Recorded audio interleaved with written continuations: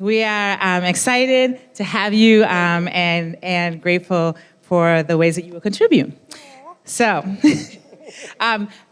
just want to check in if there's anybody in need of language accommodation or interpreters. In general, we do ask that you give us a heads up in advance, but we do want at the beginning of each meeting to make sure that if there are language or interpretation needs, that we do our best to address those and meet needs. So if you do have any need around accommodations or interpretation, you'll see our illustrious project manager, Khalid Mustafa. His hands are raised in the back, and he will work with you if that is a need.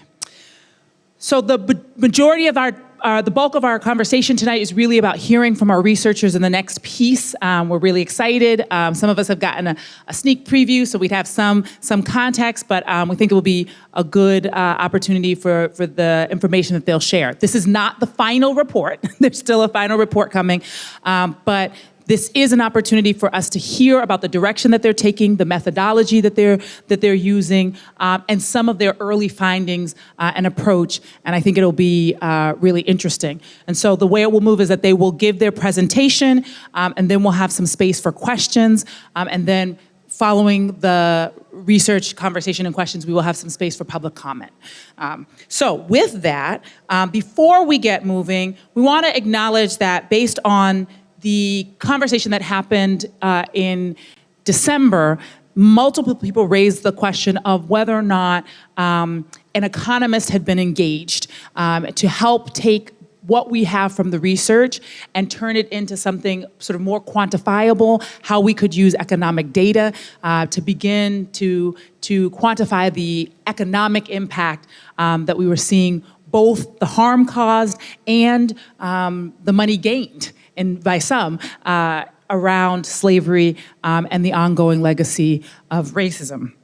And so, as a result, the members of the task force, based on that, felt that that was a good suggestion that we should engage an economist. And so the goal would be to engage one who would have conversations with both research teams and start to think about what the methodology might be and the approach might be to come up with some sort of quantity that we could work from.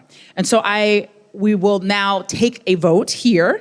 And the language is based on the suggestions and feedback received at our December meeting about securing an economist. I would like to make a call for the Reparations Task Force to vote affirmatively, if you so choose, in favor of hiring an economist. And that will, just so you all understand, that will allow us to take the funds that we have in the budget to explore and actually call some folks and see. And we've already gotten a couple of recommendations of potential economists who might be able to serve in that role. But unless the task force officially approves it, we do not have the ability to move forward that. So I will call for a vote asking for the approval to begin the work of securing an economist. All in favor? Aye. Any opposed? Okay, so we have a unanimous vote. We will move that forward and begin that process post haste. With that, we're gonna keep the rest of our time. We'll have public comment, we'll have space to talk, but the main thing that we wanna do is to now hand it over to our researchers to share some of their initial findings and their methodology. I think there's a lot in here that will be interesting. They have some maps to share and some other pieces that I think are very informative. So I will hand you all the mic. Just wanna remind you, make sure that you speak definitively into the mic so that all of our folks online are able to hear the entirety of the presentation. Yeah, and we'll be coming, you can leave them up there. Yeah, we'll be coming out in the audience so that we also can see and don't have a crick in our neck. Hello, everybody. How is everybody doing? Thank you so much, everybody, for being here. I know people have work and they have family and they have kids and stuff, and so I'm very happy to see everybody here. And so we're going to do our presentation. I'm going to start by just introducing us to the team and just say that we are so happy to be here. We're so happy to be presenting the research for you. I myself am a grandchild of a Bostonian who came here in the 1940s, owned property in the South End. And so I'm very happy to be presenting this to the community. So thank you so much for coming out here, and we're all very proud to be doing this. My name is Carrie Greenidge. There we go. I got it. Here we are. My name is Carrie Greenidge. I am a professor at Tufts University here in Boston. And I'll introduce our team that's next to us, Kiera Singleton and Dr. Kendra Field. Okay, it's great to be with you all today, and we just wanted to, we'll each give you just a quick tidbit on how we come to this work, where we come from on it, and a bit about our partners, some of whom are on Zoom and some of whom are not, but who are working together on this. And we're the team, as was said, from Tufts University. We're working with Dr. John Hannigan, who is on Zoom, and Wayne Tucker, who's also on Zoom with us tonight, and then a series of scholars advisors, includes Brandon Terry, Jared Hardesty, Gloria Whiting, Joe Bagley, and then Teresa Salvato, who supports the project for us at Tufts. And all of these are have expertise, especially in Black New England and Black Boston. So we will be presenting some of our research, we want to make sure that we let you know where we're pulling our information from. There are some repositories that we've been working with. So we've been working with the Boston Athenaeum. We've been working with Harvard Archives. We've been working at the City of Boston Archives, Mass Historical. In terms of our partners as well, we will have some maps that we will show you. We've been doing that in conjunction with the data lab at Tufts, the GIS data lab. Some of our community partners are the Royal House and Slave Quarters, and then of course, Boston Archaeology.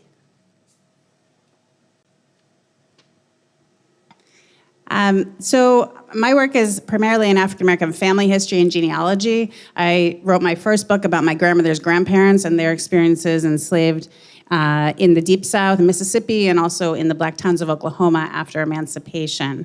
They then went on to participate in a Back to Africa movement in 1913 before Marcus Garvey's movement. And so I spent about 10 years researching that set of migrations. They then returned, which is why I'm here. And I also work with students and teach them college students and teach them how to research and write about their own ancestors. So there's definitely a strong genealogical thread and descendant thread in the work that we're doing. And so my work actually is particularly on Black Boston and Black New England. It's my passion, it's what I teach, it's what I've studied. My first book was called Black Radical, The Life and Times of William Monroe Trotter. If anybody knows the Trotter School, after whom the Trotter School is named, he's a leading and radical Black newspaper editor here in Boston, a predecessor to the Bay State Banner. And then my most recent book is a biography of the Grimke family, who lived in Boston, Washington, D.C., and Philadelphia. And so I specialize and teach Black history and African descended communities in Boston and in New England. And I am Kiera Singleton. I am the director of the Royal House and Slave Quarters, which is a museum that talks about the local, national, and global connections to the history of slavery in Medford. I am also a historian of slavery. I work on Black women and slavery in both Baltimore and Boston. Some of the projects that I've worked on since being here has been the exhibit on slavery that's up at Faneuil Hall. I've also written for the Enslaved Potters exhibit that was at the MFA last year and talked about enslaved potters in Charlestown. And then I also do just more research on enslaved people at the Royal Plantation, many of whom ended up in Boston, actually.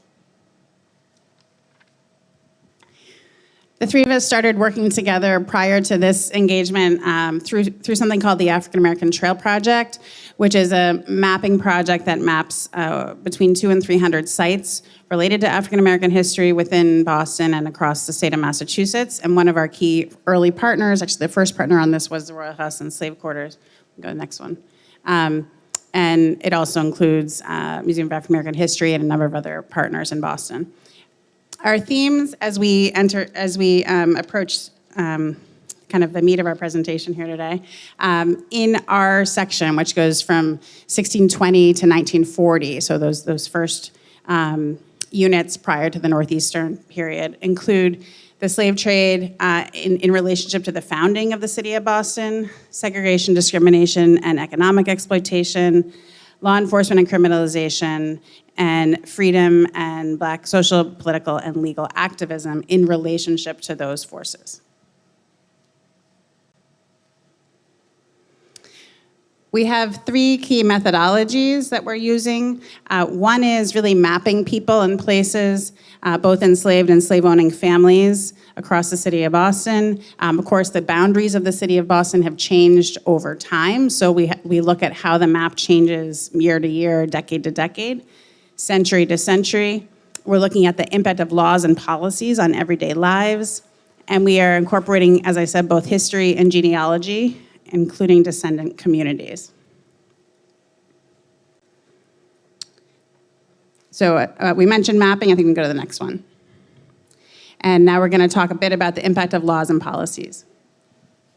So one of the things that we really wanted to highlight is thinking about how slavery becomes legal in Massachusetts through the Massachusetts Body of Liberties, which legalizes enslavement, and that really does set the tone for a lot of the work that we're doing to really think through the impact of that law, to think through how enslaved Africans are brought into Massachusetts, as well as to then think through kind of their experiences and then the legacies that follow. So we have some dates that we've just mapped in the report. There'll be a far longer timeline, but I wanted to just highlight just a few things that really help us understand what we mean by slavery and, you know, the different key moments that really set the stage for later parts of the report.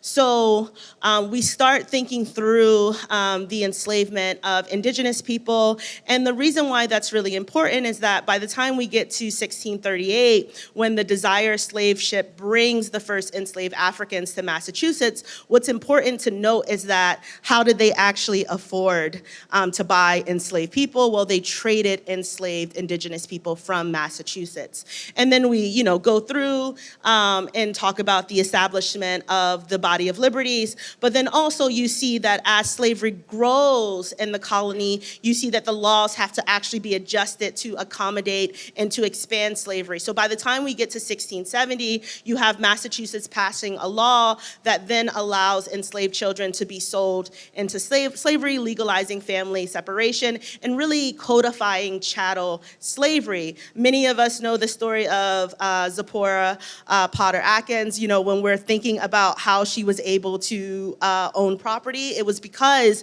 she actually was born before that 1670 law. And so again, when we're thinking through these key moments, it helps us really understand the landscape. But one of the things that we hope to show through different stories that we talk about is that, you know, enslaved people and free Black people are constantly navigating and also, you know, forcing the laws to adjust to them as they are fighting for their own freedom. And then we go through and we'll talk through some of the Black freedom movements that are starting in Boston at the turn of the 18th century to really push back against the narrative that it is the revolution that inspires Black people to want their freedom. That's not true. In 1703, we know that Adams sues an enslaver, John Saffin, for his freedom and wins, and that really does set the precedent for a lot of the freedom suits that come.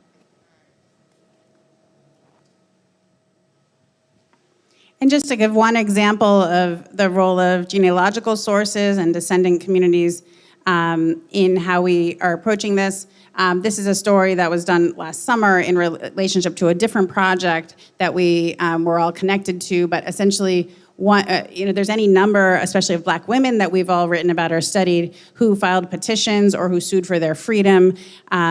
and whose names are known, right, and should be better known. There is very good record keeping in New England relative to other parts of the country, and we have the advantage of being able to trace down to living descendants. So we spent the better part of a week over August of this last summer with the present-day descendant of Elizabeth Freeman, whose petition was filed here in Boston. And we were able to take her to the site where her ancestor lived, worked, owned property, was enslaved, and in her final resting place as well. Okay, so we have a few guiding questions that we have a few guiding questions that really help us establish the historical context. Who were the enslaved in Boston? Where did they come from? How did slave labor and trading contribute to Boston industries, familial wealth, and the economy? How did Boston's economy then benefit from the transatlantic slave trade and slavery? How did city policies, both official and unofficial, affect Black Bostonian employment, education, and housing opportunities? How were people of African descent excluded from the Boston economy? And then how did city policies, both official and unofficial, kind of carry on again to the later period? And then ultimately, how did enslaved and free Black people shape the social, political, economic, and legal culture in Boston and define freedom on their own terms?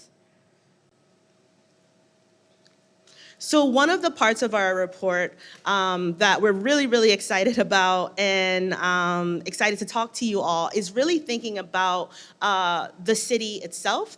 And there are these amazing maps that were done by a man named Samuel Clow.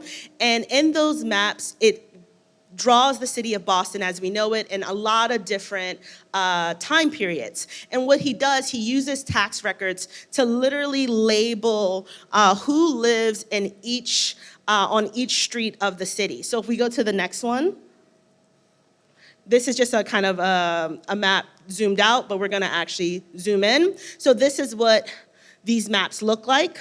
And then what you'll see is that it names all of the people who are living on specific streets. So right here we have Sudbury Street. What's really important about this is that these records are coming from tax records, so you don't see Black people really on these records, except if, you know, an enslaver has Black people living with them. But that is really not something that's really labeled in those earlier maps. It comes later. And so one of the things that we're doing is actually going back to these earlier maps, and then we're going to repopulate them with the Black people who we know are enslaved by certain enslavers. So for example, when I mentioned Adam and his lawsuit at the turn of the 20th century, we know that he was enslaved to John Saffin. So instead of just having John Saffin here, it would be John Saffin and a dot, which would mark the place of a Black person. And so we're going to go through, and we're doing this so that we can actually understand what Black Boston looked like in these periods, and more importantly, to understand where Black people were living in the city.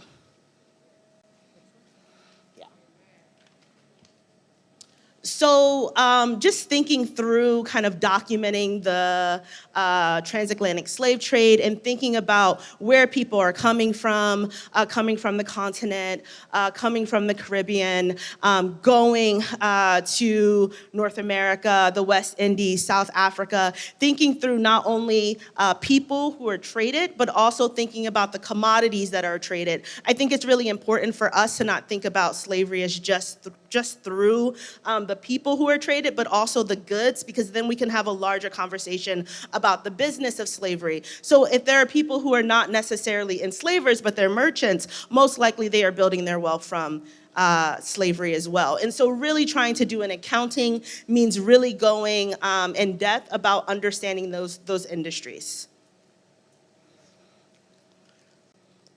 So one of the stories that I'm going to just talk about very briefly to pull out is to think about, okay, so who are some of the enslavers that we're thinking about? And so before I do that, I just want to also highlight the fact that we do know that based on the 1742 census, that there were about 1,300, a little over 1,300 enslaved people living in Boston. So the reason why those maps are important is that we can actually really mark them. But then going back to this slide, we know that there are at least 29 Boston ministers who enslaved Black Bostonians, and really thinking about the place of the church, which is so central to the expansion of Boston as a place, and thinking about, these ministers who are preaching the gospel, but also able to do so because a lot of the labor that would be happening, they're not doing, but enslaved people are doing. And so, for example, we know that out of the 63 people who were enslaved in Boston ministerial households, 63% of those were men, 31% of those were women, and 33% of those were children. We know that people such as Reverend Timothy Cutler of Boston's Old North Church enslaved people like Moll, Primus, and Anne. If we think about some famous Black people at the time, we know that Phyllis Wheatley Peters was a Congregationalist, and we know that Congregationalists also enslaved people. And the reason why I'm gonna, say Phyllis Wheatley is because she's a name that we recognize, but as I mentioned, there are all of these other people whose names we don't know. And so a part of our report is actually trying to delve into the people we do not know. And so church records are really important because we're able to uncover a lot of names that we just have never heard of before.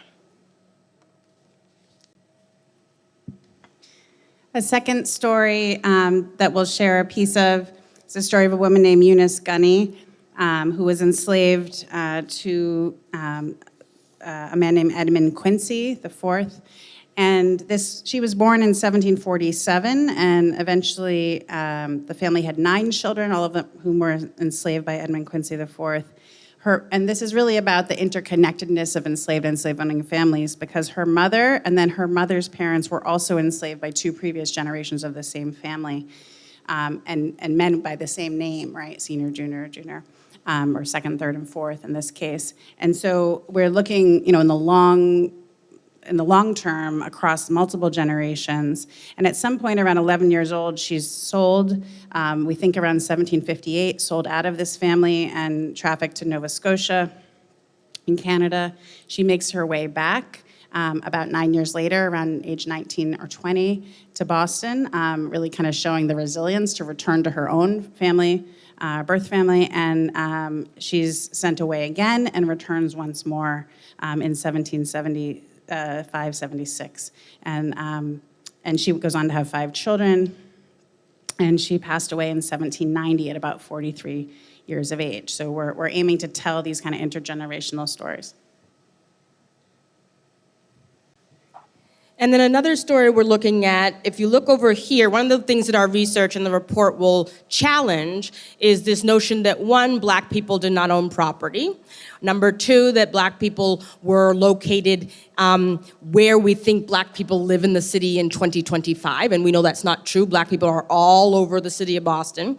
And number 3, what did it mean in a slave system if Black people owned property? What happened to that property? And how can we trace it? And so one of the people we look at is Peter Bridgham. If you look over here, this is the Arboretum. So those of you who live in this area, JP, if you've ever walked by the Arboretum, it's a site of beautiful gardens and stuff.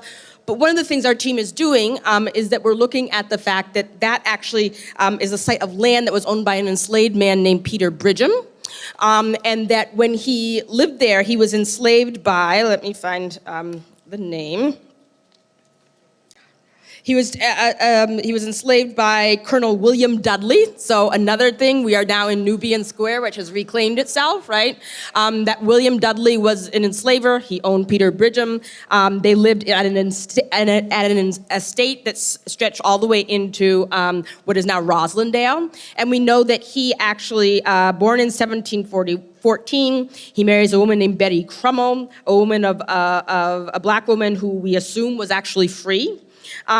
He purchases property, and he eventually leaves the property to his son in his will in 1801. So that would seem to prove to us, and prove to have us thinking about the fact, the long history of Black home ownership and land ownership in the city, even if we don't think we haven't been told those stories, or we think that we can't uncover it. And this is an image from the census. It is not of him, but it's of his descendants. It gives an idea of how long his descendants remain in the city of Boston, all the way up to the 1850s. The other thing we look at, so our first section is on 1620 to roughly 1790, long period of history, the period of enslavement and slavery developing over time in the colony that then becomes the state of Massachusetts. And in 1783, as Kiera explained, there are court cases brought by enslaved African people against the colony that eventually lead to slavery being ending legally in the state of Massachusetts. Now we know, though, that what did that actually mean? And how did that manifest itself in people's lives? That's why this report goes from 1620 all the way up to 1940, because by 1800, if we look up here, we can see, this is a census. Massachusetts is the only state, if you look at that slave column, that does not have any enslaved people in it. Right?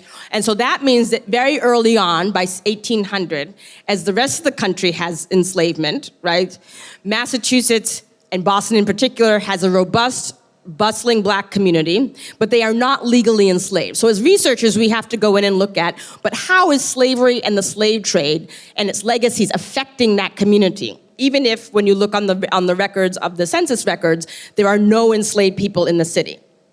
And so one of the things that we're doing with our mapping is really trying to look at how the Black community migrates over time. The significance of that is being able to say, if we know where Black people lived, if we know their names, if we know their families and their genealogies, we can start to do some of the work of figuring out reparative work, but also figure out community work in terms of the legacies of enslavement. So this is a picture of the area in Boston, the north slope of Beacon Hill, which is where the majority of African-descended people lived from roughly 1790 all the way up until 1890. So people don't know that it wasn't as if a light switch went on and Black people moved out of Beacon Hill.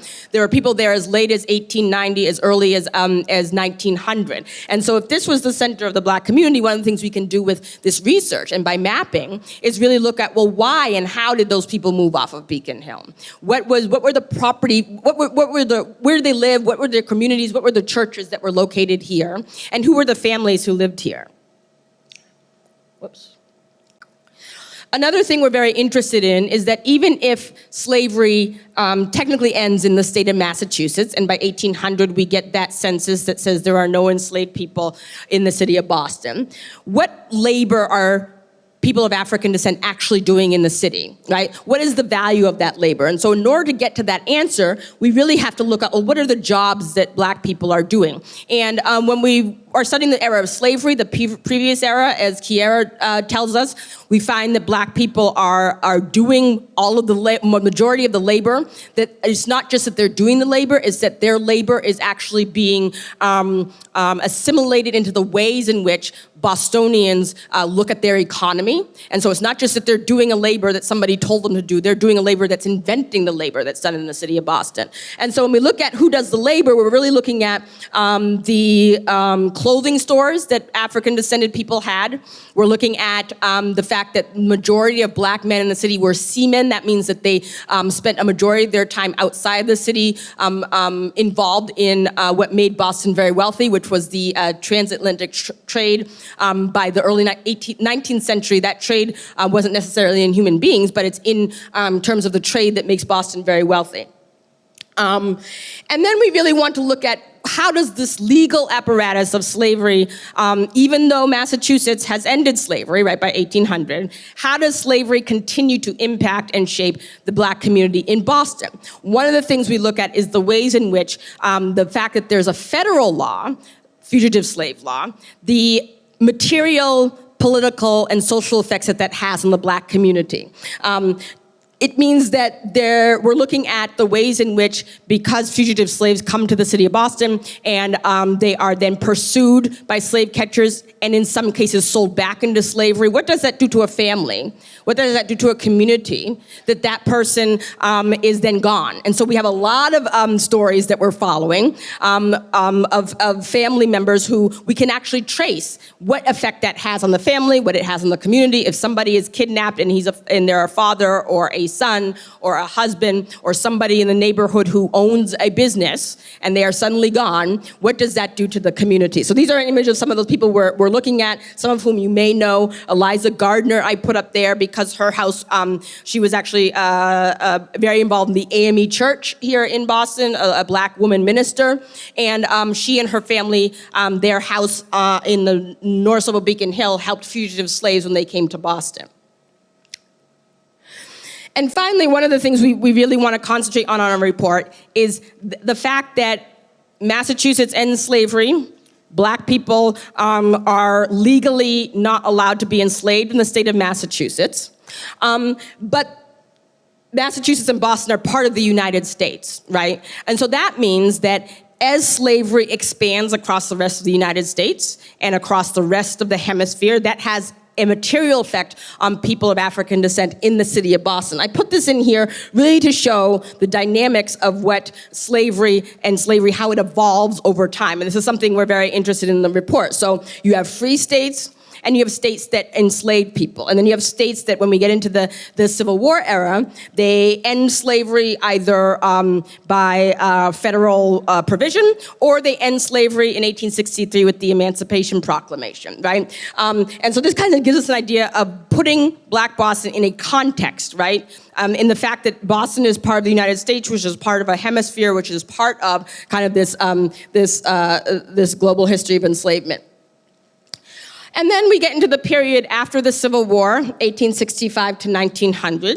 By that point, slavery legally ends in the United States with the 13th Amendment, even though we know that the provisions of the 13th Amendment continued to allow slavery in punishment for a crime. So, but we do know that by 1870s, there are federal protections for formerly enslaved people, including people of African descent in Boston. And really what we're looking at is what are the effects of this slave system that had existed in the United States all the way up until 1865 on the lives of Black people in Boston. One of the things we're looking at is the ways in which people of African descent were systematically excluded from jobs in the city that actually provided for working class people in the city. This is an image of the installation of the T on Tremont Street. And if you see a group of men who are working. What people often don't know about the T is that the T was, when it was being built, part of the impetus for that, or the cause for that, was to try to get working people, like working class people and people who were coming from farms, to have meaningful labor. And so this was actually a job that you could save up money, you could purchase a house. It put a lot of people who worked for the T and in building it into kind of a working class. But we know that 10%, or that 10% of jobs like this were systematically closed to Black people, even though there were legal protections saying that there shouldn't be discrimination. And so that meant that means that in the case of something like the T, people who worked on building the T in 1890s, they get a certain leg up in terms of what they were paid, and then Black people, however, are cut out of that. And so we're really interested in looking at what are the long-term effects of that. The fact that 10% of jobs in the city of Boston are systematically cut out for Black people, and even the jobs that are for working class people are cut, and Black people are not allowed to participate. And then we really want to look at, if we're looking at Black migration and we're looking at mapping, one of the things is how do Black people end up making their way from the north slope of Beacon Hill to the south end. This is a map of the south end, a few blocks from here, and it shows kind of the location of Black communities and Black households in the city. The purposes of doing this is we can't really begin to have an argument about home ownership, about redlining in the 1950s, about disenfranchisement of Black communities in terms of voting if we don't know where Black people lived and we don't know what blocks and buildings looked like. And so really this is one of the many maps that we'll be using to sort of get at the sort of marrow of Black communities in Boston. Oopsie. And then finally, really, if we're looking at Boston and its ties to slavery, the slave labor and its legacies, one of the things we know about the city of Boston is that it back in the turn of the 20th century, much like today, is a center of global and international trade. This was not a new thing. And one of the biggest trades that occurred in Boston from 1865 really up until the mid 1950s is its involvement in the sugar trade. So we have something called United Fruit Company, which is the largest fruit producing company that's founded in Boston as Boston Fruit, that has an exploitative role in Jamaica, Guatemala, Barbados, and the Caribbean in terms of the way that it exploited and took from the people in those islands, and many of those people end up being then brought and moving to the city of Boston. And so one of the questions in our report is, how do those industries benefit from Black labor, but also exploit Black labor, right? And how does that labor end up supporting the growth of Boston from 1860s roughly to the middle of the 20th century? This is a picture of Fort Point Channel, and it shows the sugar boats coming in and out of the harbor. And we know that some of those jobs, unloading and loading these ships that are bringing millions of dollars into Boston, again, those were jobs that were not necessarily open for working class Black people, even though they were open for working class white people.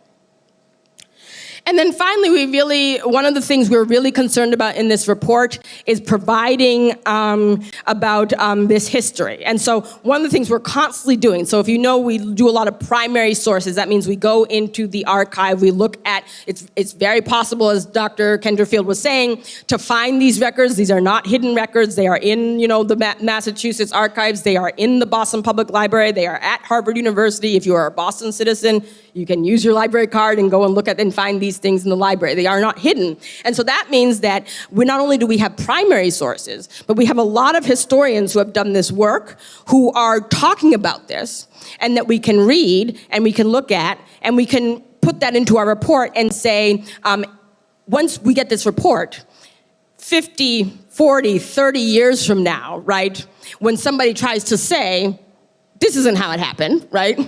We have the record of the records, we have the primary sources and the secondary sources. So I think we will leave it at that and leave it open for questions. Again, this is not the report. We will hand in a copy of the report, but this gives an idea of the methods that we are using, the themes that we are using to do the research, the type of research we're looking at, the type of people we're looking at, the fact that we're really focused on communities, people, and mapping, and so that the city will have a document that will document Black life from 1620 to 1940.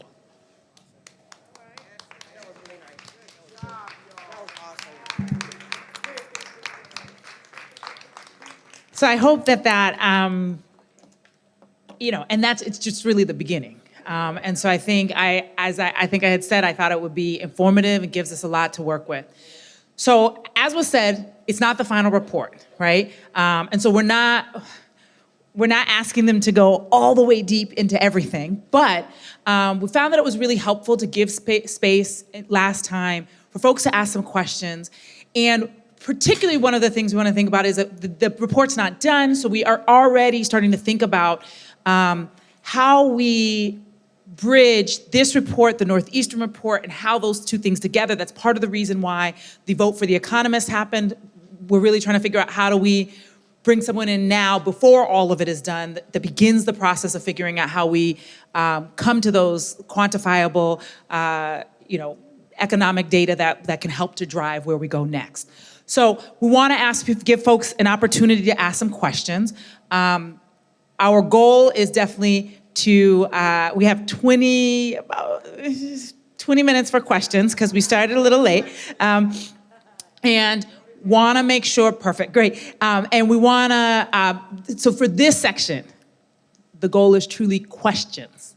If you have public comment, We have the public comment section afterwards, but we have told our researchers that we would release them.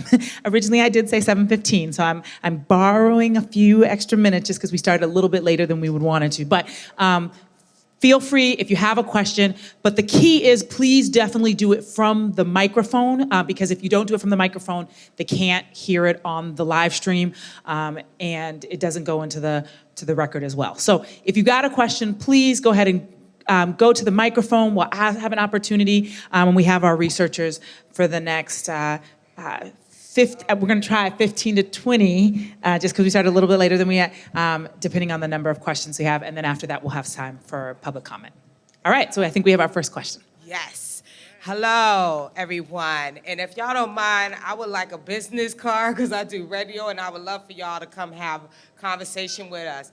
But my question is, when did they abolish the racial discrimination civil suits? Because I heard that they put in the 14th Amendment, the immunity clause, to stop us from winning the racial discrimination suits. So I think it's a good question. So what we're talking about in the late 1860s, so after the Civil War, the federal government creates an amendment to the Constitution called the 14th Amendment. And that amendment establishes multiple things. The first thing it does is it overturned the Dred Scott decision in 1857. In that decision, in 1857, so this is when slavery was happening, it's before the Civil War, in 1857, the Supreme Court ruled that black people were not citizens, that they could never be citizens. That was a reading of Roger B. Taney. And so when the Civil War ends and slavery legally ends, the question becomes legally, what rights do formerly enslaved people have? So this is a national law. It doesn't just affect Boston and Massachusetts, it affects the entire country and black people who are in the United States. And so that 14th Amendment, when it was passed, created the idea that if you are born in the United States, you are a citizen. But not only that, it said that you had a right to something called due process before the law. And so basically that means that you have a right to sue and all those things. Long story short, and not to get into too much of a history lesson, but there's a period called Reconstruction. When Reconstruction ended, there were concerted efforts by reactionaries and others to overturn or to weaken a lot of the gains that were made during Reconstruction. And so one of the things that happened was that the 14th Amendment still existed, but there were a series of Supreme Court cases that weakened it.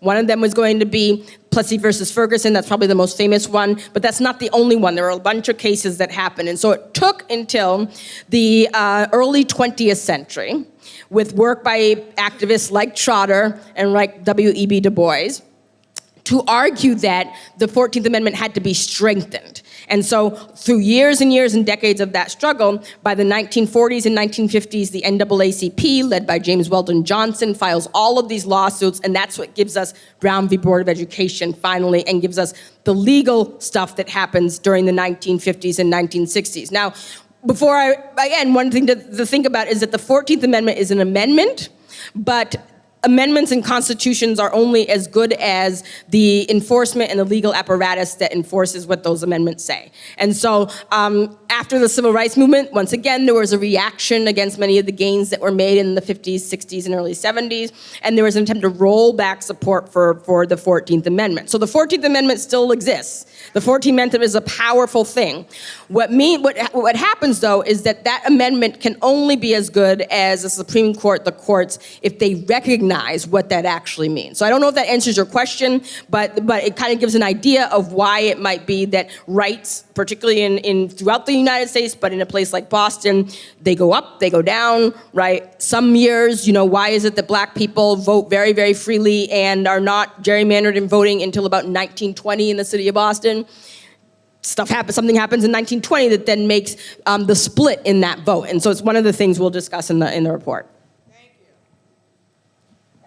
I do think it's worth noting that just last Monday, there was also another assault on the 14th Amendment in an attempt to take away the fact that if you are born in this country, you are American citizen as long as you were born here, and recently under President Trump's executive order, he is seeking to take away that right. So that would be another weakening of the 14th Amendment that is happening currently. Next question. I just want to thank you for your report. However, I would like to know if you're going to include financial institutions in your report, especially banks, insurance companies, because I think those are very important in terms of the relationship that Black Americans have to the city and the policies of the city. Yeah, thank you so much for that question.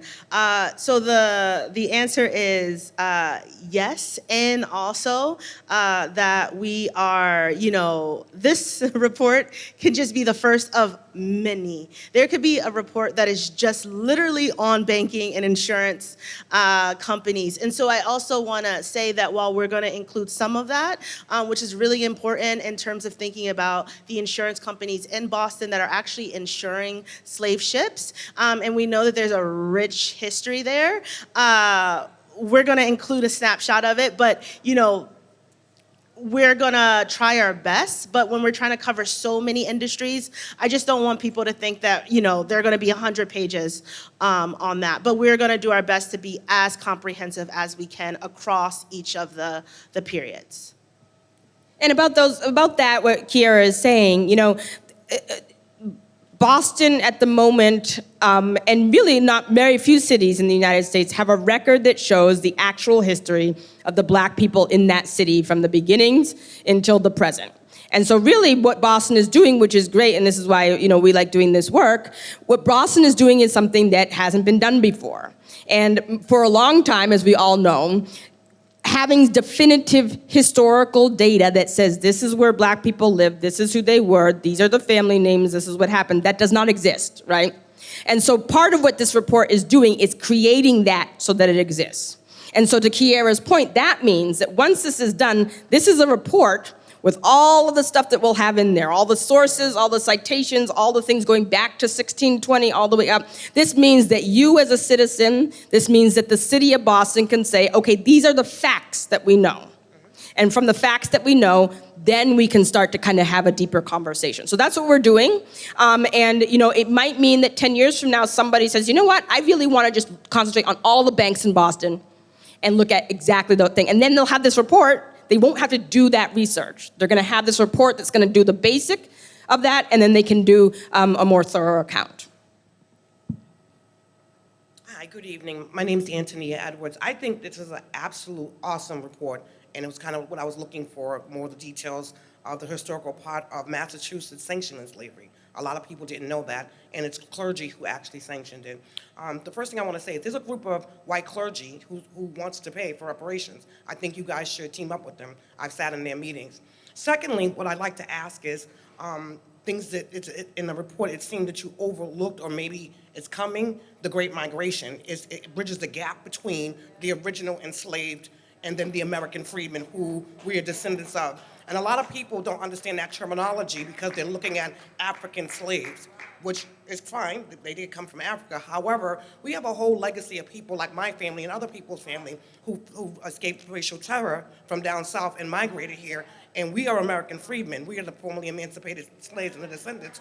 And I'd really like to see this in this report so we can get this verbiage kind of correct. So were you going to include that in your report since the Great Migration started in 1940?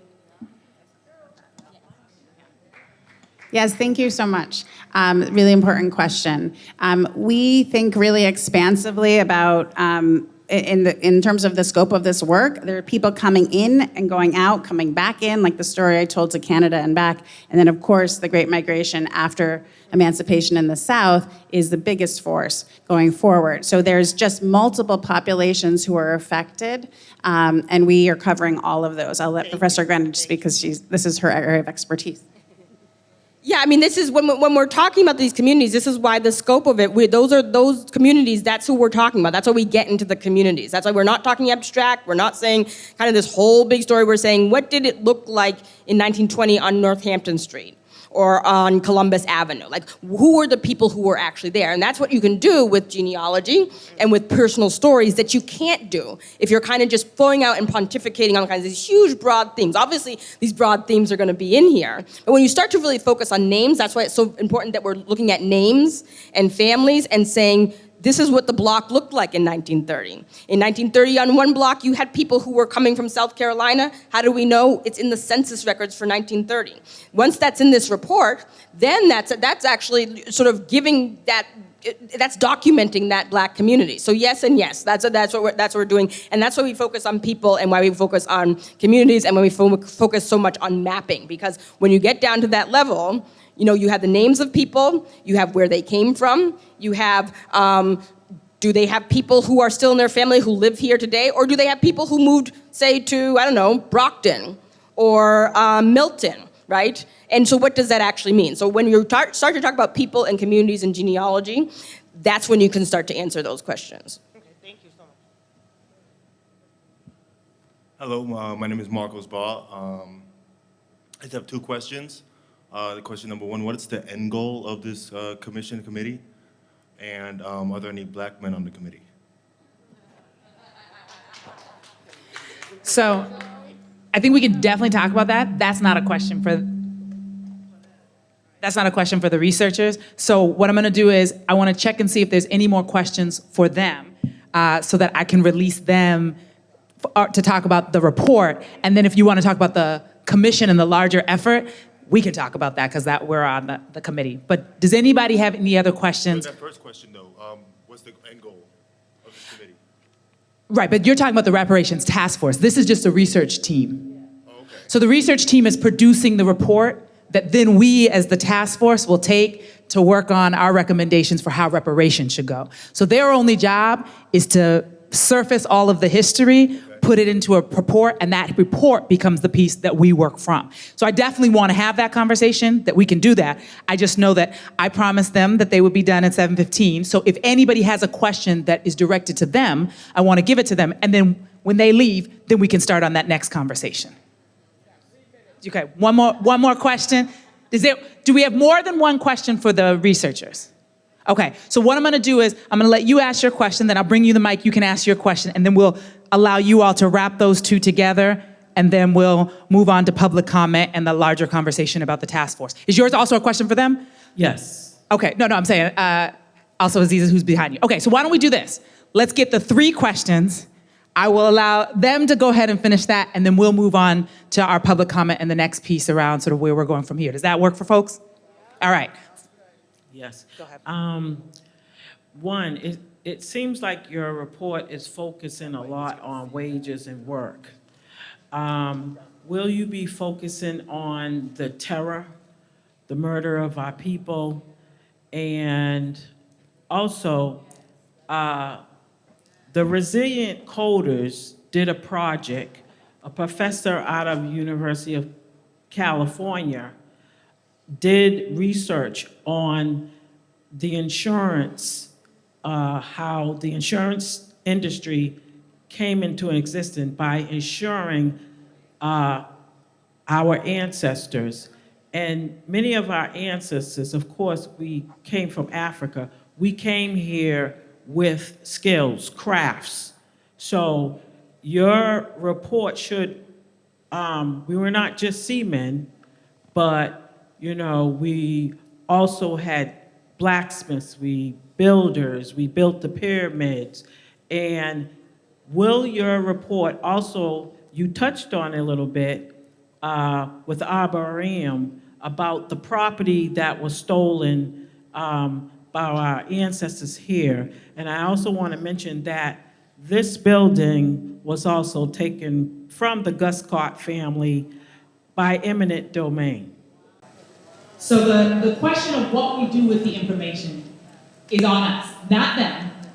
Okay, so the questions for them are just what's going to be in the report. And I do want to note that there is a tension between getting the report and all of what we want on the report, right? So they've already spent a good chunk of their life studying this. If we want everything in it, they will never get us the report. So I do want to know and even when they gave us the intro, we were like, what about this? What about that? So I just want to be real that if we want it to come in the next few months, we do have to make some decisions about what's going to be in and what's not going to be in. Because if we keep giving them more things to add to the report, we will be adding more and more and more time and we will never get that report, and we didn't actually pay them to do a 10-year report. We paid them for a certain amount of time. So I just want to name that, because that even came up when we were maybe like, what about this? What about that? And there's so much that could be done. We are going to have to make some decisions about how much do we need to begin our conversation about what we do next, while allowing people to keep building on it into the future. So I'll pass it to Aziza, and then we'll come here, we'll give you all the space to close out, we'll let you go, and we'll go into the next part. In line with what you said, there is a certain, in the ordinance, there is a certain task. There is a certain group that, is called for. So in the research, this is wonderful research. I see that it's going all over the place already and not focusing on what's in the actual ordinance. So my question is this research going to focus on what was written in the ordinance? Can you expand more on what you feel like it's not? There was a focus on American freemen that is not being focused on. And a lot of times, the work of focusing on American freemen or American descendants of the enslaved gets washed into everything else, and we get the short end of the stick. So, like I said, my question is there going to be a focus, understanding the space we're in, the tensions between us all, but there was a concerted effort by multiple people in community over 2 years to write that ordinance. So I will go back to you. I think though the question, I'll say from my perspective, I think the question is, what does that, for you and for others, what does that look like in terms of what they have done and what you would do differently? And I think what I'll say is, we can allow you all to close out and we can have a more robust conversation. Because can we go back to the census? I know that they did read the ordinance, that we had a conversation, that there was a way they proposed, and I think we should have a detailed conversation about where do you see it as not doing? Does that make sense? I can see where it's going. Okay. So let's let them just close out, and then we can have that conversation. And it's also worth noting that they actually only had a certain time period, and so you all end at 1940, correct? Yeah. So part of the Great Migration does start before that, and quite a bit of the bulk of it happens after the time period that they are studying. So I just think that's also worth noting. Yeah. Thank you all so much for these really, really great questions. And I think they're very, very helpful in terms of not only how we're thinking about the work, but also how we communicate how we're doing the work. And so I want to go back to that 1742 census point that I mentioned, in which we know that that's about 10% of Bostonians are enslaved. Now, the thing about that is moving from, a census that gives us a number all the way till 1940 is that populations do not stay the same. So while they can be, segregated in some, periods, they then integrate and they intermarry with a lot of different Black people that are coming from all over the place. And so we respect that ordinance, and that ordinance is really important, but in order to actually give the full scope we can't actually give the full scope, but to give a, as complete of a scope as possible, we have to be a little bit more broad in how we're doing the work, because that's actually what the research is telling us. So the Black people are moving and changing as years change, and it would be it would be really hard to try to distinguish who was a descendant from that original census all the way until now. So I think that that's the important part, and that's why we do genealogy and family history. The other part about terror and skills, I think that there is a huge misconception about slavery and why Black people are enslaved. People think that somehow we were out here doing, internships and learning different crafts, but that's actually not what was happening. We were being targeted for our skill sets, and that skill set is what goes into building what becomes such an important port city that is Boston. And so we are definitely not going to overlook that, and I really appreciate that question, because we know that Black people have their hands in every single industry that makes up this city. I think for the purpose of the report, one of the reasons why we highlighted the seamen, because it also gives us an opportunity to think about Black mobility, what jobs were possible that actually forced Black people to leave Boston. So seamen were actually a pretty crafty industry where Black people could actually make money. And they would go, and then that money would come back to their families. What we do know about that is that it's also dangerous work, and some Black people never come back. So what happens to their family? Well, we know that they end up in the workhouse and the almshouse that are in Boston. And because of that, sometimes we're told that we can't find working class and poor Black people, but that's actually not true. Where are we looking for them? If we look for them in places such as the almshouse and the workhouse, all of a sudden we have names of people that we never actually thought we could ever find. And so that was one of the reasons why we use that example. But again, we know that there are Black potters. We know that there are Black seamstresses. We know that there are weavers. We know that Black people are building the roads, that they're building ships. They're doing every single part of the work. The other thing about the insurance industry, again, I want to just highlight that we do know a very important figure, Peter Brooks.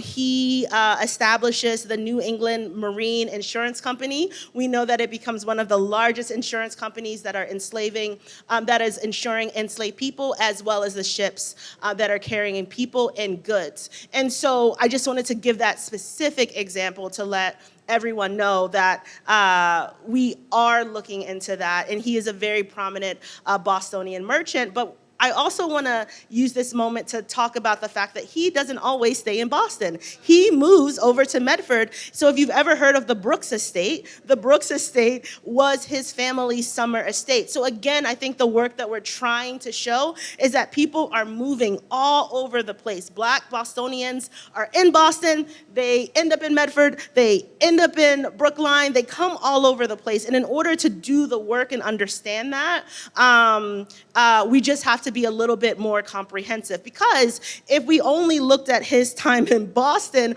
well, what do we do about this luscious estate that they're able to pay for with the labor that with the money that they're actually getting from enslaved labor?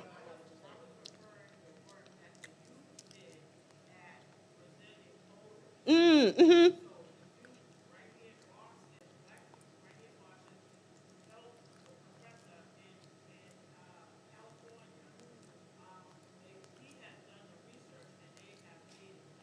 Yeah.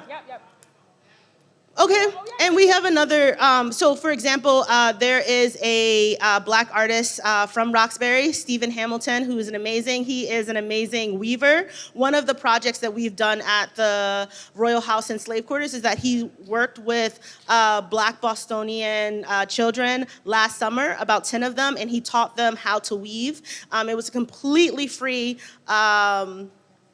summer program as a way to also teach the history of slavery and craftsmanship, and to start to create a new cadre of young Black artists who are skilled in craftsmanship that are coming directly from the continent. And so again, that's not necessarily a part of our report, but it's a part of the work that we all do in terms of thinking about community repair. So I want to just say thank you. And relieve them, and then we do have a little bit of time left So I'm going to invite the task force members to come back up here. Thank you. One question that was asked is sort of what is the timeline? So we've had both of these reports.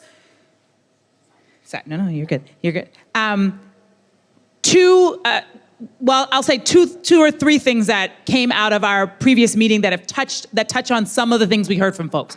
So the first piece is the question we heard last time, and we're hearing a bit about today is like, how are we going to meld these two reports together? So there has been some conversation between the two sets of researchers. It's one of the reasons, for instance, like policing and criminal justice was included as an attempt to sort of have some alignment between the two. The other thing that they are trying to bring some alignment between the two is around housing and making sure that there's some sort of thread, because as you saw from this team, they do a lot of mapping of where people were living and what property that they own. And the other team also did some look at housing. And so we're going to try to sort of see if we can make that theme, better move between the two reports. And then the other question is, how does the finances work between the two? So that's one of the reasons we're trying to move the economist question, why we asked for the vote today, so that we can start to engage someone.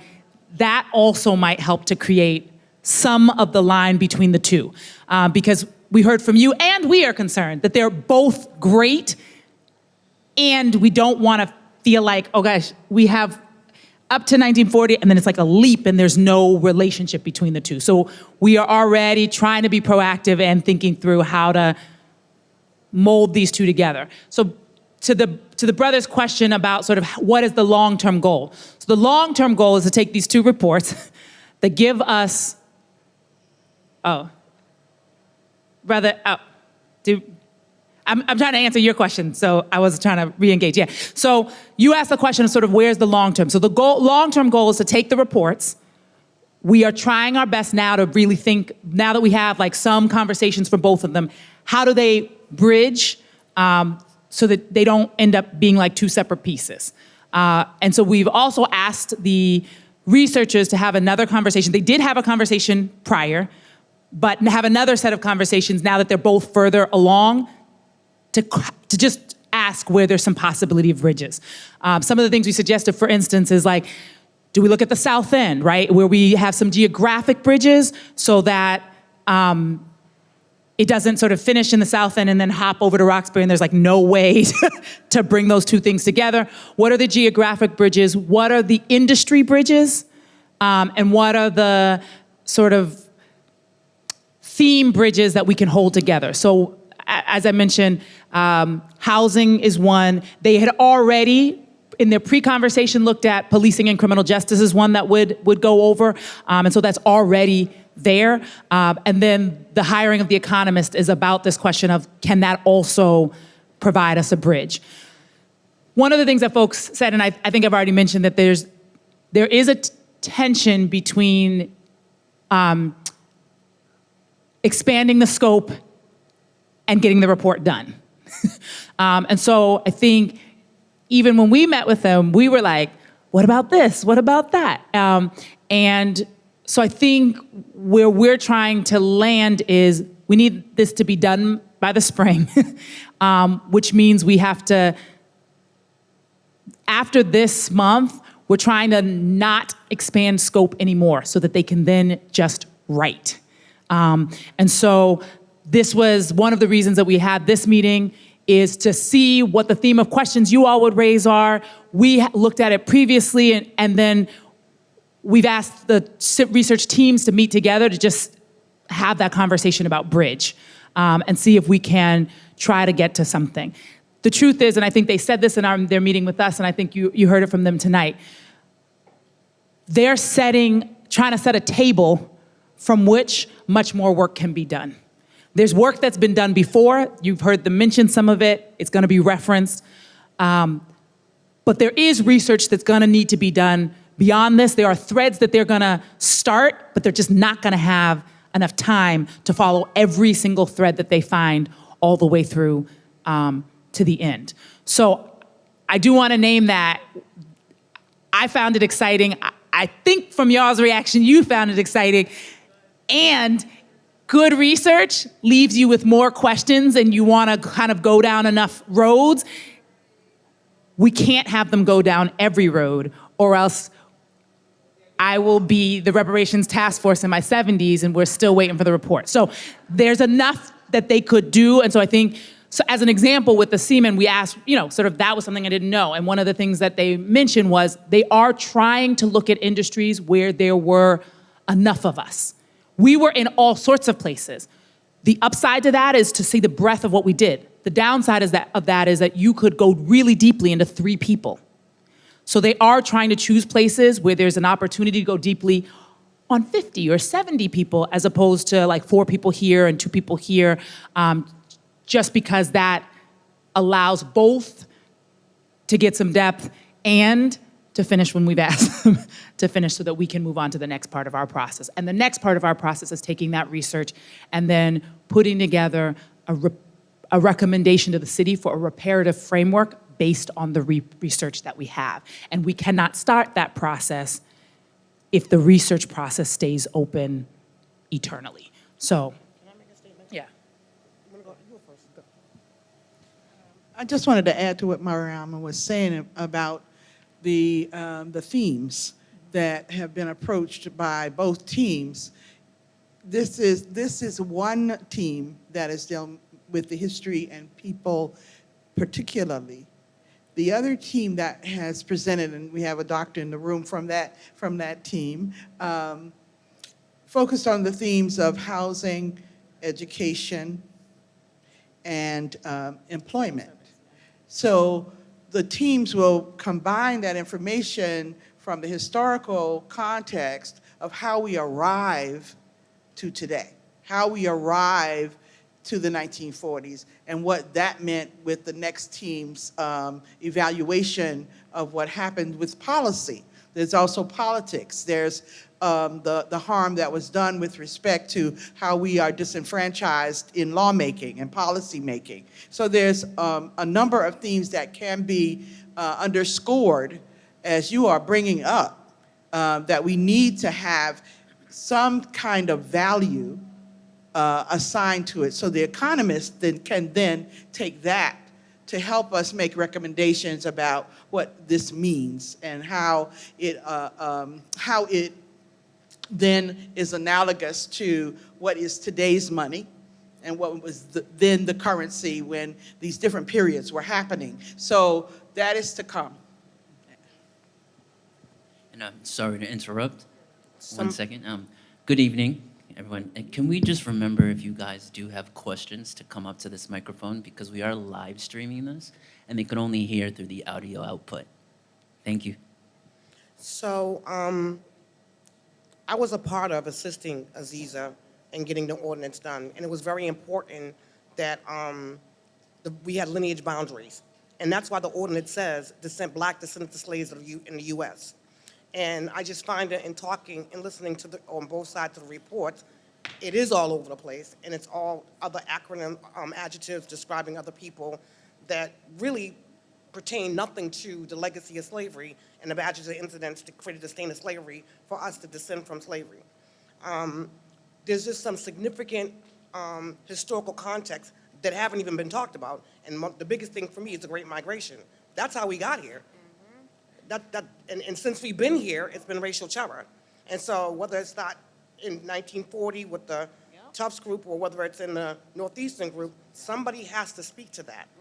And so when Aziza's speaking about the fact that, it's not adhering to the ordinance, it really isn't. And I'm going to tell you that it's not, because Antonia was a part of making the amendments to the ordinance. I petitioned with Aziza and a group of people to have specificity with regards to who is the eligible party or who we're talking about. And if you read the ordinance, it says black descendants of slaves in the U.S. Now, all of that 400 plus years of badges and incidents that created the stain of slavery has affected all other people. But we cannot get through reparations without going to the root cause and starting from the beginning and addressing the issues and also exposing them. Massachusetts sanctioned slavery. They're complicit in fugitive state laws, putting people back into slavery once they were freed. And then we have historically been I hate the word discriminated, but discriminated, racial profiled. We've been shut out of employment. We've been shut out of everything. That has to be an accounting for that. If we're going to tell the mayor, or we're going to tell the state government, because we're working on state as well too, that you're complicit in the 400 years of the badge of the end of slavery, let's talk about all of it, all the significant stuff. We don't need to hide stuff, because this is a one-shot deal. And so when you talk about the harms that we want to be paid for, you're missing a whole lot. And so you're not going to be able to go back and say, oh, we forgot about the Great Migration, or we forgot about this. We need to hit it and hit it hard. This is like a lawsuit if you got hit by a car. Exactly. Your job is to prove that you've been injured. Yeah. And I know it sounds sad, we shouldn't have to do that, but they're making us prove that they did these things to us. So why aren't we telling the truth? Why aren't we exposing it? And to be perfectly honest with me, I don't see why time is difficult. I mean, it's known, it's history. So it was not going to take any more time to add these pieces of significant history that created the stain of slavery that we now deal with. And there's been so many badges of incidents that have occurred. So I'd rather see the report be complete, concise, and the truth than to skate over it and do people mapping and knowing what people were. Okay, they were there, but what was going on with them? We're here now, and I grew up in Roxbury, and I can tell you what happened to us in Roxbury. Where's all the black businesses? Gone. Where is all the black housing? Where's the affordable housing? What happened to us? Gone. That has to be a part of these reports to Yep. prove to the mayor that we've been systematically displaced and put out. This is not made up. And since we have all these wonderful historical documents that are so available, unlike any other state, let's use them. Yep. And that's what I have to say. I'm just saying, we have got to stick to the ordinance, and if we're not sticking to the ordinance, this is for failure, in the sense of the money we're spending for the report. Make sure you put it in the. Okay. Can I say something? Can I ask my question now? Yes. Yeah, that was exactly what I wanted to ask, because there's different groups. I mean, I attended a reparations meeting during the summertime, and I met this lovely sister here that just spoke. That was my main question. There's like 3 different groups working on reparations. And, you know, like this sister was just saying, the Freemans and the Freemans with Daughters and Sons, that group, and then there was the ADOS group, and then now was this group. It's like, why can't we just all come together, all these different groups working on reparations, and you know, there seems to be some confusion around the language of lineage versus race. One group wants to take out the word race. Another group wants to talk about the lineage. Then this group's talking about the ordinance. It's like all so confusing. So, I mean, if we can all gather together, all these different groups is working on the same cause, why can't we do that? So, like the sister said, it's a one-shot deal. I mean, this is almost like a lawsuit. So, you know, however this may happen to, you know, turn out, we all the different groups need to come together and get the language right together so that this bill, because I was just reading on one of my podcasts, is a reparations bill out right now by 3 other people that's working on the reparations bill. So, like, we need to get this together and get the language together, whether it's around lineage or whatever it may be. But we, like the sister just said, I mean, whether it's the Freemans, Daughters and Sons versus, you know, working with Michelle Wu or whatever, we need to, you know, whether it's the studies on the, you know, the different studies that the lovely women just presented to us about, you know, the Northeastern study versus the Tufts study and all that. But we got to get it together, and I just hope that as all these different groups need to come together to one table to figure out the language for this reparations bill. So I guess the question I have is, are people saying we should not be studying the original beginning of slavery in Massachusetts and the folks who were enslaved here, and we should just wait until the Great Migration? Because that's what I kind of... No, that's not what they're saying. I think what we're doing is fine. Like, I get it. Okay. They want the American Freedmen's in there. But I do believe that y'all are going about this the right way. Now, Northeastern, I didn't really, you know, understand what they was doing, but I like that they researched, they, you know, brought up the police and everything. But I get it. I think what the American Freedmen want to hear is more of the American Freedmen acknowledging that the name even exists, you know. So I think that's what that is. Okay, so I'm hearing 2 things. One is about the language used to describe people, and I want to know, nobody brought this up here, but I actually asked them, how do they call people? And they said that when when they are speaking on a specific time period, they use the language that they are finding in the documents that people called themselves. Right. So I asked about that because this was a question raised last session, but then nobody asked it this session. Maybe we should have asked it while they were here, but I don't think it was posed specifically to them. So I think what I'm hearing is people want that language used. Right. And so so that what I asked them is how did they decide? Because if you look, and they don't use the term African American either. And the sad part is that You saw them use African American? I did a talk. You Gloria? Grace? Right. So what I'm just wanting to clarify, I did ask them when I pre-saw the report, what language were they using to describe people? And they said, if you look at the period, the language that they were using in their slides and what will be in the report will be based on the language they've read in the primary source documents from which they take it. So I'm asking if that is a point of contention. Do people understand what I'm saying? Yes. So. And can I explain why? Okay. And so the reason why I'm explaining this is there has been a series of historical things that happened to a group of people. And yes, they may have come from Africa.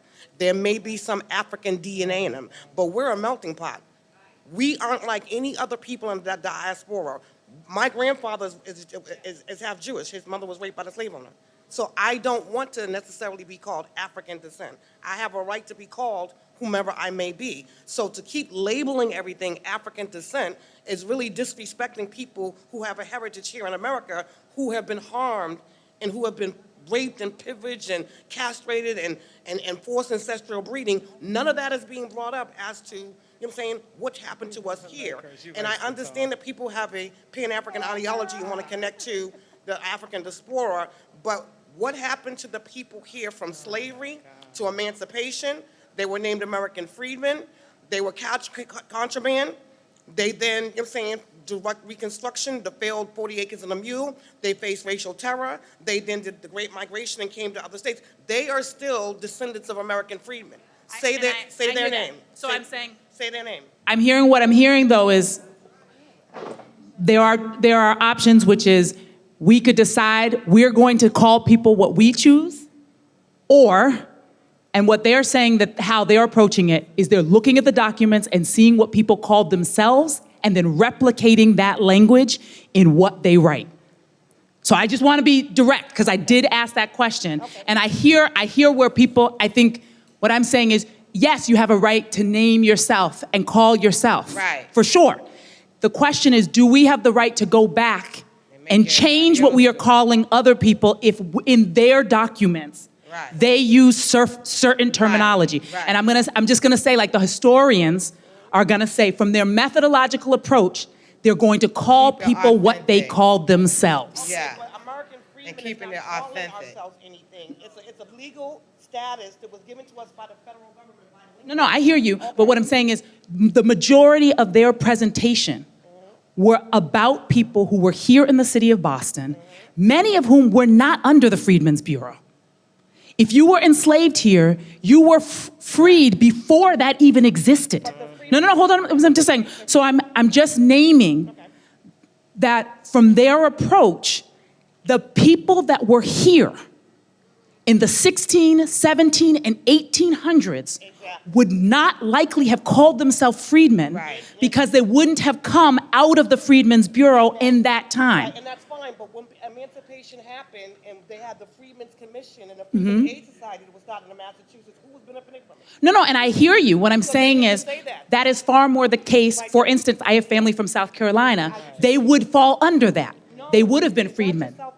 No, I'm just saying. But if they were here, they might not have. So I'm just saying, we're gonna continue to wrestle with this. Yeah. We're gonna continue to wrestle with it.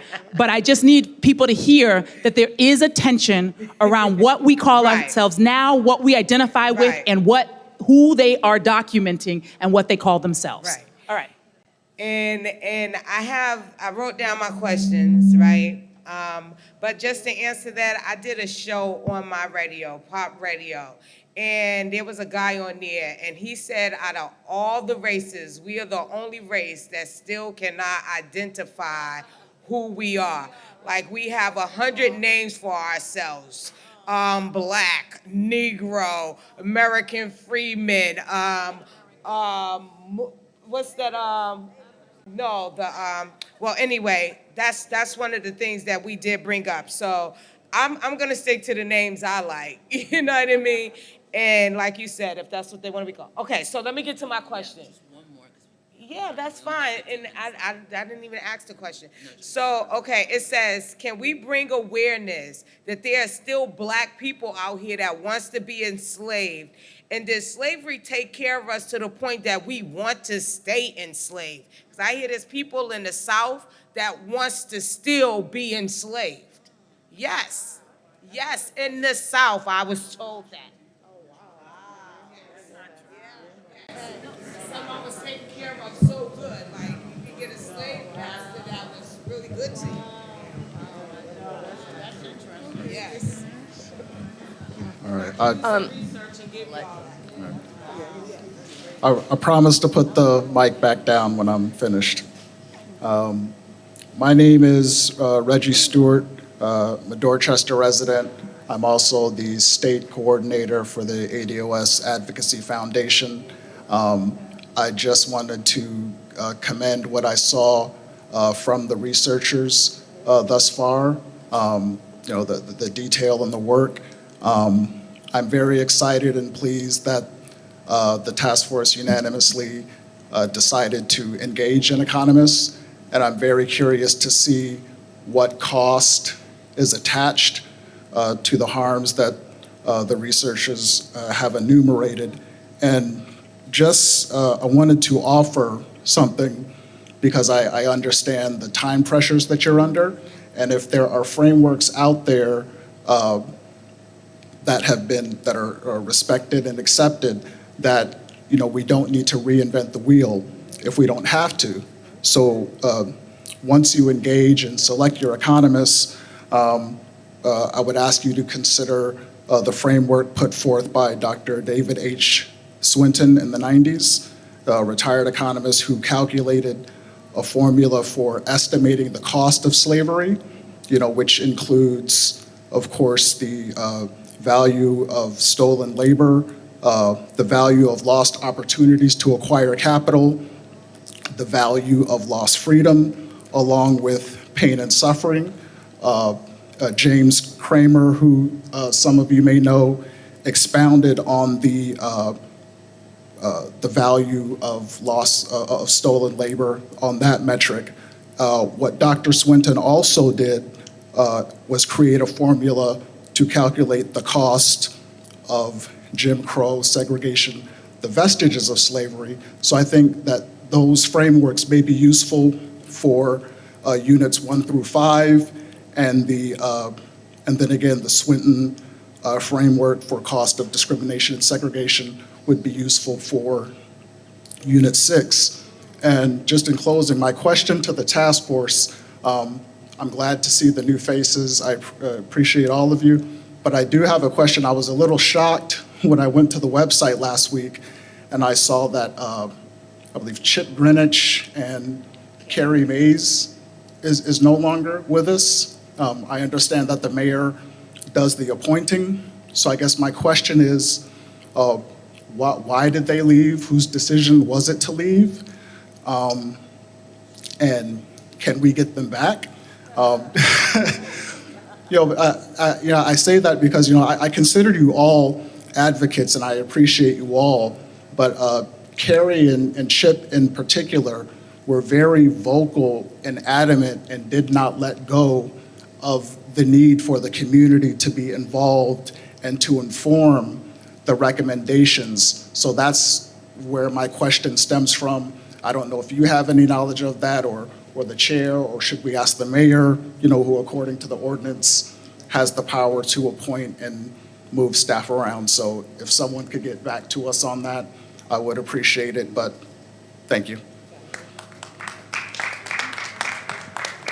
I can say that none of the folks here were involved in the decision making, but I did ask, and I think it will be addressed by the folks who were involved in that decision-making, from my understanding, at the next meeting. Yes. Thank you, black man. We appreciate you, and we're going to get you at that table because you need to be there. Stop the exclusion of our black men at this decision-making table. This is and stop the exclusion of our black youth, because they need to be at the table. The black family needs to be at this table. So let me just get that out of the way. We have a rich history in Boston. We also have black historians right here in Boston. We also have the Harlem Renaissance, the year when our people was writing, researching, all this stuff. Our people have already researched this stuff. I don't know if they're on that list, but don't come in here and like, we're illiterate. We're the most literate people on the planet.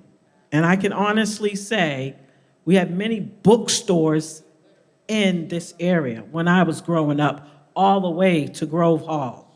So to come in here and say that, oh, we gotta do this. I wanna know, are we able, I'm gonna piggyback off what the black man said, are we able to bring these literary works to you of information that has already been done, especially on when you're looking at the economics? Because we do have Dr. Claude Anderson, we do have the Black Tax Book, we have a number of things already. And are we able to even set up little groups of people who want to help work with this economics on bringing this stuff together and help bringing this information, since you said that your time is short? And I also want to reiterate what the sister said about, thank you very much. I also want to say that we're being rushed, and we need to make sure that it's included. And we need to make sure that this is, okay, we need to reference the 13th and 14th Amendment. That's the definition of who is this eligible for. The definition is in there. It's not what we called ourselves, because we didn't call ourselves those names. They called us. They're calling, and we do have the Nguzu Saba, 7 principles of Kwanzaa, Kuji Chakalia, that we speak for ourselves, name ourselves, and not be spoken to by other people. Let's get it correct. You know, I stand on the backs of our ancestors, the ones who died in sweat and tears, that brought us here, that built these buildings. Yes, and I just can't let our ancestors be disrespected. So we must go from the definition of when Abraham Lincoln in Congress, Abraham Lincoln in 1963, he said, the descendants of chattel slavery, Congress in 1945, that's the definition that we should be about, right there. This should be what they say in legal terms. This should be, we have the Constitution and the 13th Amendment. Who can define when they made slavery illegally? Thank you.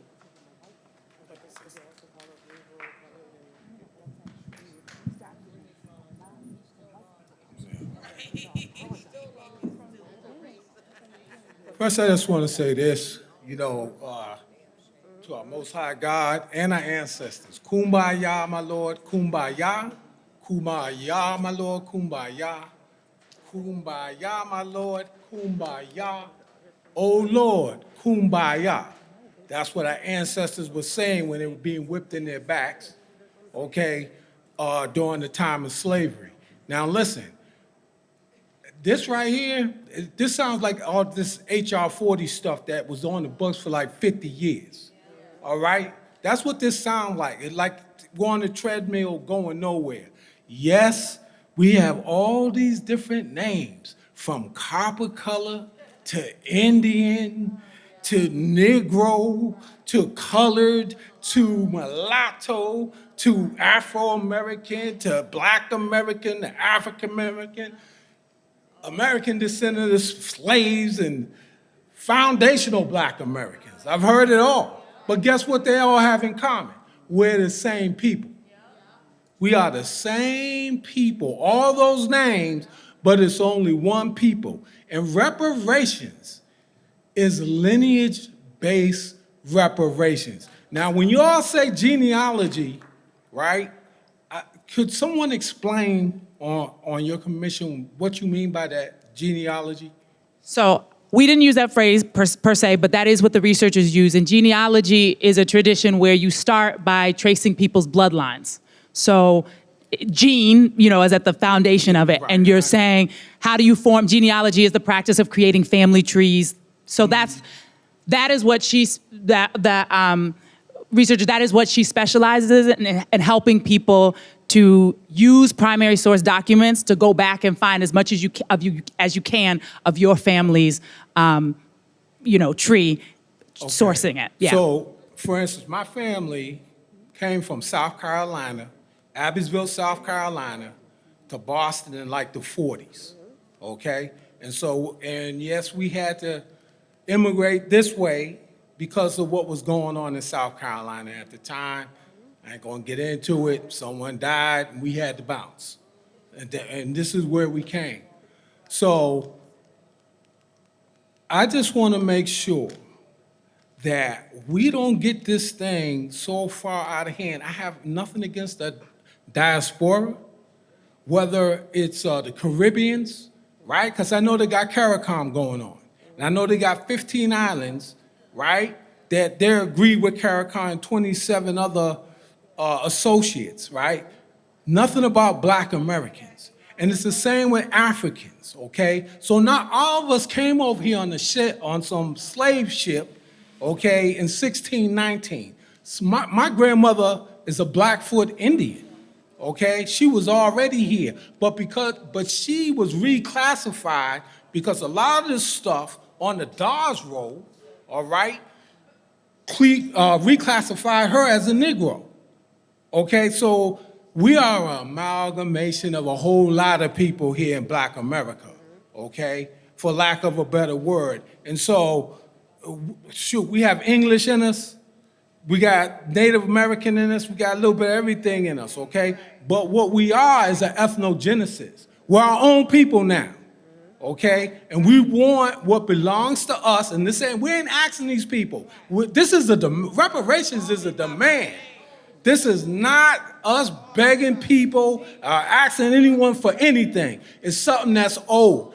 You talk about these Japanese internment camps, 120,000 people, but what about the internment camps that Black Americans had to endure after Emancipation Proclamation and they had to come this way? What about all the hundreds of thousands of people that was in the Devil's Punch Bowl in Mississippi? So, brother, I want to hear you. I do also recognize at 7:58, and there are 4 people behind you.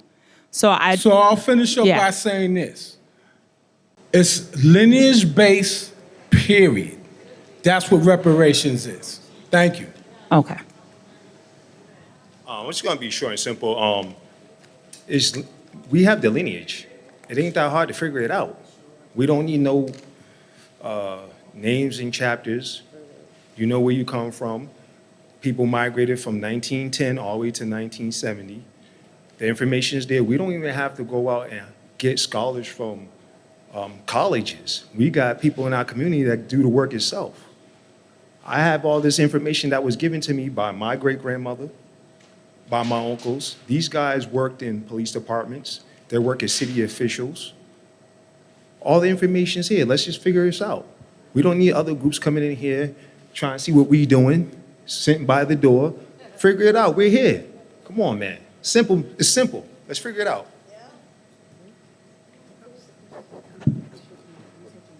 I think I could, yes, good. That's okay.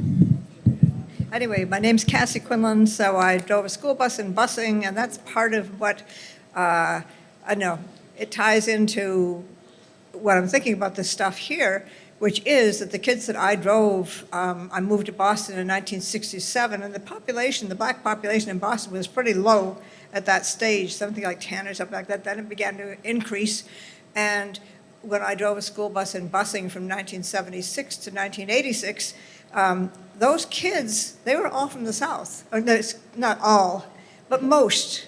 That was, when people said black, that's who they meant. They were all up from the South, whether it's called, many could be lineage and race at that time. They kind of synchronized. Later on, a greater influx of immigrants have come. I'm an immigrant myself. I've studied intercultural studies, so I love immigrants. It's just that they're not exactly the same. So I guess one of my questions is, when you're doing the research period, it seems, are you tying into some other pieces? And sorry, you're not the researchers, but are you tying into some other pieces about the northern migration, like where did these people go? As opposed to where did all the people on this street go? Or where did all the, the populations? So I'm trying to finish, but so you're asking a question. I'm not going to forget your question. I'm going to let the sister speak. I'll try to answer it quickly, and then we got to go. I don't want to ignore it, but yeah, I want to also make sure everybody gets to speak. Hi, good evening. My name is Zandra, and I live here in Roxbury. However, my family is from Alabama and from Georgia, who migrated a long time. But that's not why I'm up here. I just came to say thank you for everything that everyone's doing, for the committees and everything doing. But I also wanted to put this piece out here. We are always so separated, okay? So we need to take time and give each other some grace. And remember, we're all working towards the same goal. So if we can put a little bit of grace, a little bit of kindness when we speak to each other, when we speak to the committee and people who are doing their work and their due diligence, I think we are saying all the same thing. We're passionate about it because it's been 450 years of people been stepping on our neck and on our head. Exactly. So we're tired, to say the least. Been tired. So I just want to thank you guys for everything you're doing. Remembering that we were here when they came to Plymouth. We were already here. We've been here. It took Mexico to just say that black people were here before we were even here. They had to acknowledge it, and it's coming from other countries, They have been oppressing us for so long, but we are gods ourselves. Let's remember who we are. Let's stand in grace and don't do what they don't want us to do. We have to stand in solidarity, always. In solidarity for the better of our people as we go forward. Thank you. No, thank you. Thank you. So we are at 8:03. Do we have the date for the next meeting of the February meeting? Khalid, do we have the date for the February meeting? Can we announce that tonight? No, we don't have it. Okay. We will make sure that by the next meeting we have the meeting after, because I do think it is good practice to announce the next meeting at the end of this meeting. I was like, I don't think it's on my calendar. So we will make sure that we adjust so that people can start putting it on their calendar. But yes, if you haven't signed in, thank you. If you haven't signed in, please do so, because that will make sure, especially if you can share your email, it will make sure that we can send you the blast of announcements, and it will make sure that when we get that next date scheduled, that we will get that out to you. I did write a couple questions that people raised, but I also want to try to finish on time. I'm willing to stay after a few extra minutes if people want to engage, but I also feel like we're starting to lose people, so I don't want to keep going on too long. I think that folks raised another number of key questions, and I think the one challenge that I'm sort of hearing is that there is a deep interest in the period of like 1910 to 1950, 60, and the majority of their report, 300 years of it, are before that period. And so I think one of the questions I'm asking is, do people feel like that previous history is not important? Because it feels like Because I think if people present on 340 years, there's no way that they're gonna spend half of their presentation on the last, sort of 20 years of their presentation. So I just wanna note that they have a wide range of years to cover, the very small percentage of which are part of that migration. So what I'm hearing is there is a desire to have more on that. But I'm also saying if we're gonna cover that wide of a period of time, which is what's in the ordinance, there's gonna be a lot of history to get covered. And it's not gonna be half, of the presentation is gonna be the migration. It's gonna be in there, but it's not, it is important, but about, 20% of the total time period that has to be covered. So I just wanna note that as something that we wanna pay attention to as we try to find a balance for the assignment that we gave the researchers of what period of time they're supposed to cover. But what I'm gonna do is I'm gonna close this out, but we will remain, have some space for conversation, but also release people, especially people who are staff here. All right. So, thank you. One quick announcement. Today was the release of Written on the Waters, a good friend of mine's book about her journey as a scuba diver, chronicling sunken slave ships around the world. I hope you will check it out, and I'm gonna try to make sure that they have it at both at Just Bookish and oh my gosh, right up the street, around the corner, Frugal, yes. Frugal and Just Bookish. I'm gonna make sure I contact them both this week to make sure they're carrying the book. It's a Black sister, Tara Roberts, and I told her I'd give her a shout out. So pick up the book, Written on the Waters. Yeah.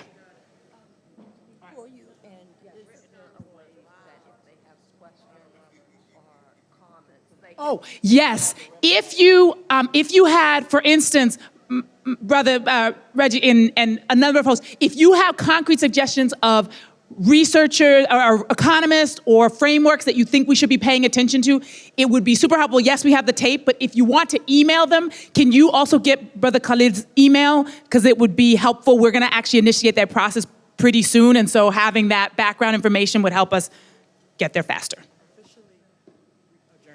Yes, and with that, we officially adjourn this meeting, but we'll be available here for those who want to remain. Thank you to all of our folks who are online, too. You are here and part of this. And we will do a better job of making sure that they can also ask questions or make comments in the future. All right, thank you. Oh, and thank you to our audiovisual team. We have a new team, and so we're thankful to have them, and thank you for your contribution. And with that, have a beautiful night, everybody.